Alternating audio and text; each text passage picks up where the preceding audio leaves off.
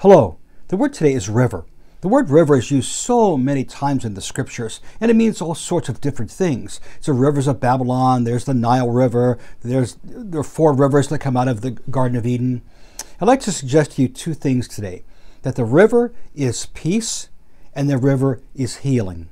So as we make our way up the mountain during these 46 days of Lenten pursuit on our journey, I'm going to suggest to you that what you really need, what you and I both need every day, is the peace of God that passes understanding. The book of Isaiah 66 says this, "For thus says the Lord, Behold, I extend peace to her like a river, and the glory of the nations like an ever-flowing stream." God is offering today to you and I peace.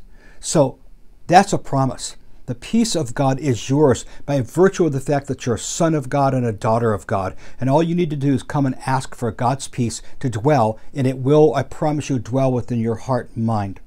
The text we've used this year for our preaching text says that I will make a roadway for you in the wilderness and rivers in the desert.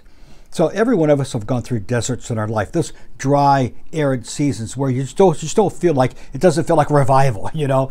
So I want you to know that every time God will show up, He'll show you, He'll help you find the river in the midst of that desert.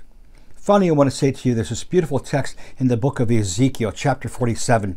It talks about there's temples here, and from the threshold of the temple, a small trickle of water comes. And then it goes higher and deeper and deeper and deeper until it finally gets so deep, it's too deep for a man to ford. In other words, it just is gushing like a river. It's called the River of God, and it makes its way all the way down to the Arabah and all the way down to the Dead Sea. And here's what it says. Everything in the river lives. Everything in the river has life.